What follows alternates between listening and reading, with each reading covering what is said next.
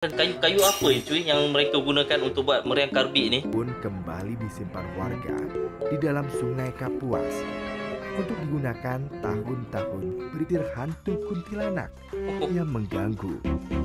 Setelah hantu tersebut berhasil diusir,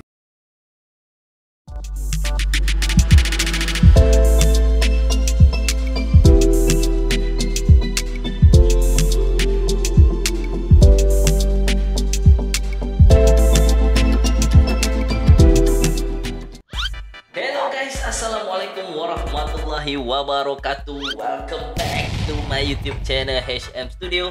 Iya kabarnya Semua teman-teman yang berada di Indonesia, di Malaysia, tak kira di mana saja anda berada, aku doakan semuanya sihat-sihat aja, dimurahkan rezekinya dan dipermudahkan segala urusan anda semua guys. Amin amin ya rabbal alamin. Terima kasih pada anda yang sudah mampir ke channel ini mendukung HM Studio. Terima kasih banyak. Pada anda yang baru aja gabung, ayo dong bantu channel ini dengan subscribe HM Studio.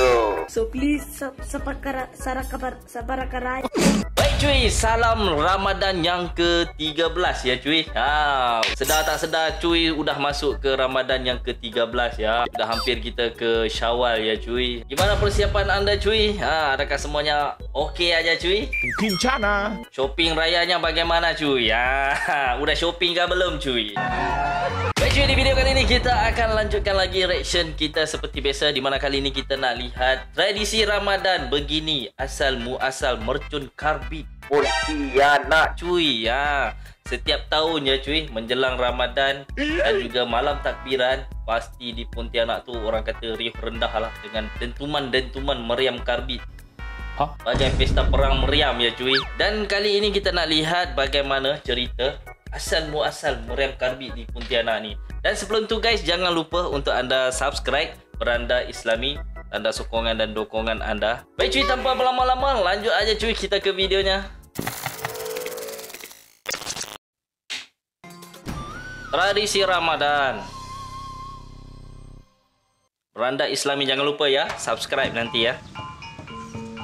Pontianak. Wow.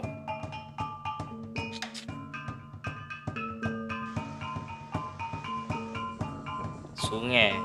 Apa nama sungai ni ya?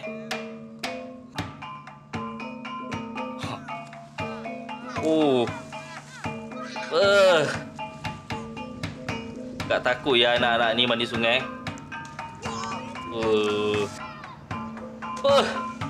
Kasih bom satu kali kan. Boom.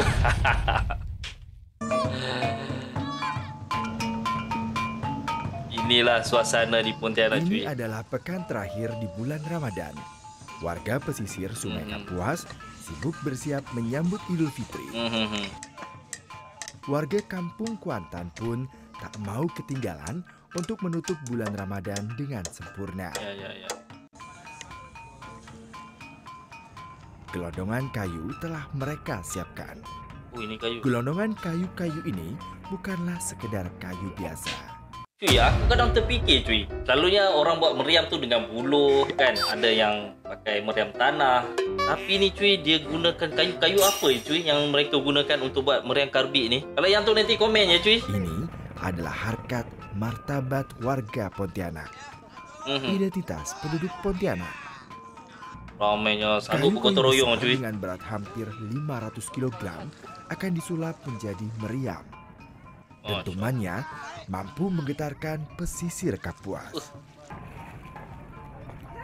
Meriam karbit. Begitulah atraksi ini biasa disebut. Sebuah tradisi yang rutin digelar di Mana dia kala orang angkat Ramadan. naik atas tu?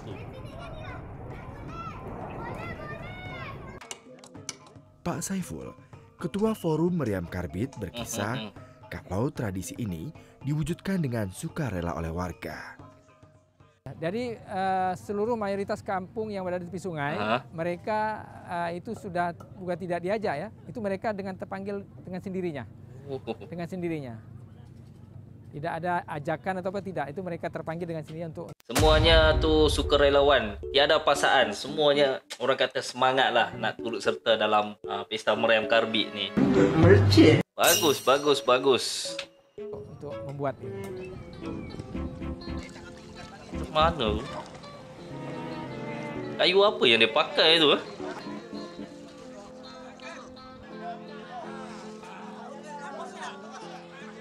Oh, sulit Awalnya, juga tu. meriam karbit hanya terbuat dari sebatang bambu.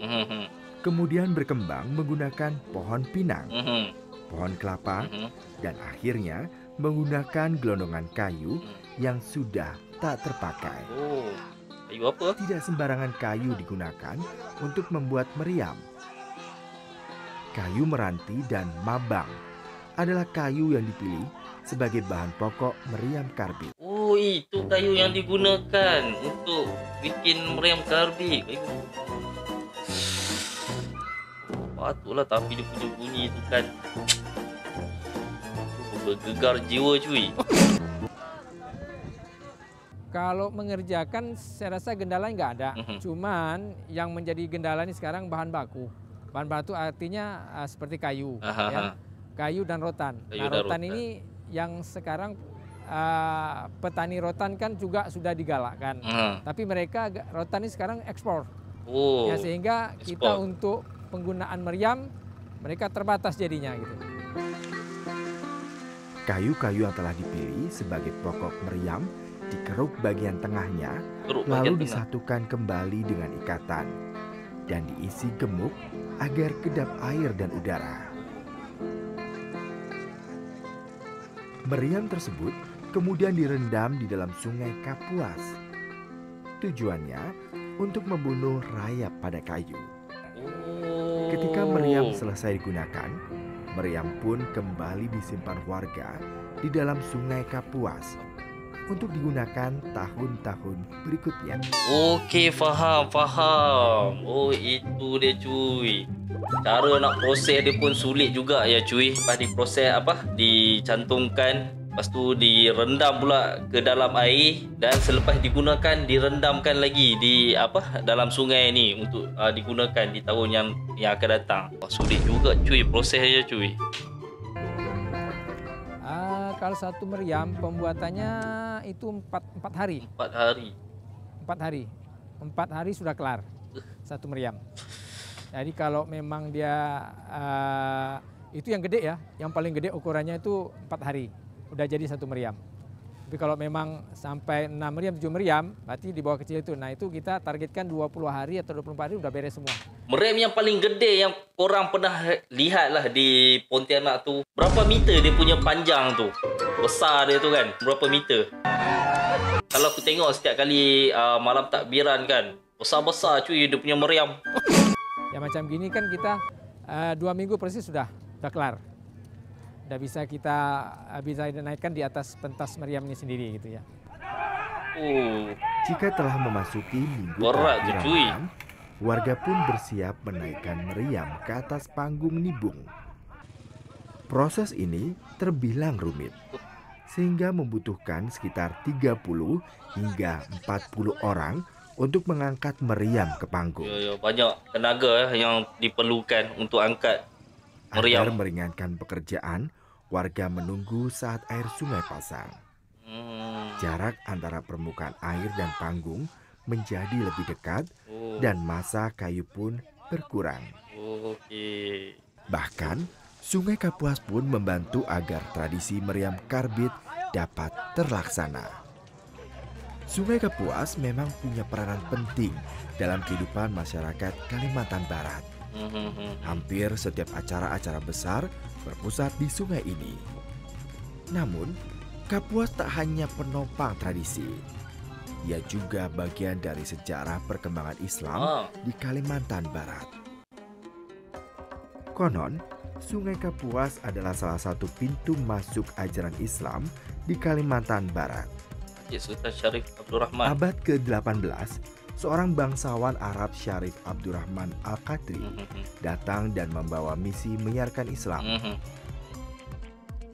Dalam perjalanannya menyusuri Sungai Kapuas untuk menyiarkan Islam, seorang Arab, Syarif Abdurrahman Al-Qadri, menemukan daratan di pinggir sungai. Beting. Masyarakat Pontianak Beting sungai. Beting. Betul. Syarif Abdurrahman menembakkan meriam ke arah beting untuk mengetahui apakah ada penghuni di sana. Itu Jawaban sejarahnya. pun tak didapat. Syarif Abdurrahman kemudian mendirikan sebuah masjid Cik yang kini dikenal sebagai Masjid Jami. Jami. Itu sejarahnya cuy. Tak lama, Syarif Abdurrahman membangun Kesultanan Kadriyah yang menjadi cikal bakal Pontianak. Oh. Dan resmilah ia menjadi Sultan pertama kota Pontianak. Oh, paham. Pak Simon, salah satu keturunan dari Sultan Syarif Al-Qadri berkisah, meriam yang ditembakkan Sultan tersebutlah cikal bakal tradisi meriam karbit saat ini.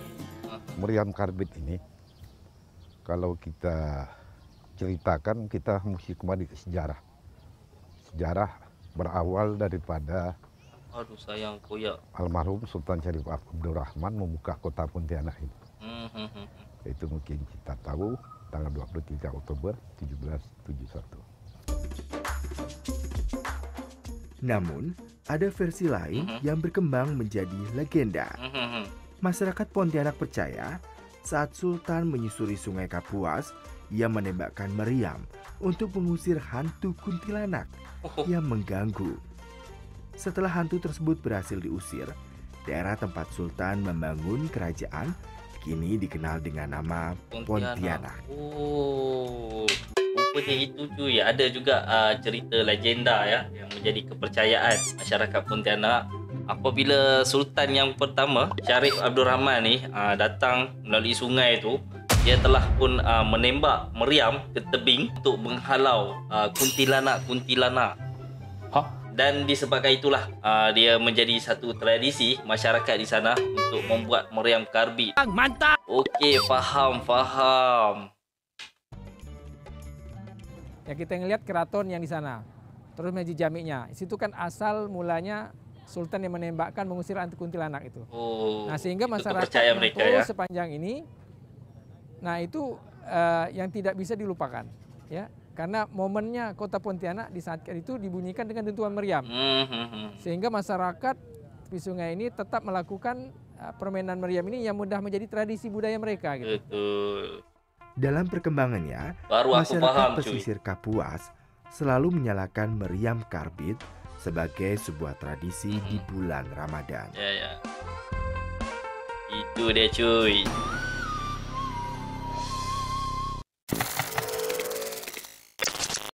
Okey cuy, begitu ya ceritanya asal muasal meriam karbit di Pontianak.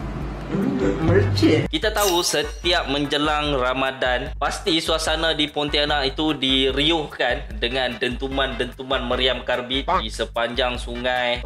Paling meriahnya pada malam takbiran lah, malam Aidilfitri. Itu paling meriah lah. Rupanya cuy, bila disingkapkan kembali ceritanya, cerita meriam karbit ni dia tak lari daripada sejarah Pontianak tu sendiri. Dan juga tadi disebutkan tentang perkembangan Islam di Pontianak yang dibawa oleh Syarif Abdurrahman yang menjadi Sultan di Pontianak. Ada juga legenda yang mengatakan apabila Syarif Abdurrahman ni menembak meriam ke tebing untuk menghalau kuntilanak-kuntilanak di sana, dan selepas itu beliau mendirikan sebuah masjid jami' dan terus menjadi sultan di situ. Jadi cuy, sekarang aku faham kenapa pesta meriam karbit ni menjadi tradisi yang cukup popular dalam masyarakat Pontianak. Rupanya dia berkait juga dengan sejarah Pontianak dan juga sejarah perkembangan Islam di sana. Dan aku lihat tadi cuy, proses untuk membuat meriam karbit ni rumit juga cuy. Dari pemilihan kayunya, selepas tu nak pula direndam ke dalam sungai, dan selepas digunakan nak direndam kembali ke dalam sungai tu. Aku lihat tadi cuy, begitu ramai tenaga yang diperlukan untuk mengangkat sebatang saja cuy. Sebatang saja meriam karbit memerlukan ramai tenaga. Prosesnya cuy. Luar biasa ya cuy. So cuy, bagaimana pula menurut anda tentang video yang telah kita simak sebentar tadi? Jika anda punya pandangan, informasi-informasi berkait tentang meriam karbit dan juga sejarah Pontianak, anda boleh berbagi dengan kami di ruangan komentar di bawah. Baik cuy, aku rasa itu saja daripada aku kali ini. Jika ada salah dan silap sepanjang aku reaction ke video ni, aku mohon maaf. Jika Jika anda suka, jangan lupa untuk anda subscribe, like, komen dan share. Moga bertemu lagi. Dadah Didi Dudu. Assalamualaikum.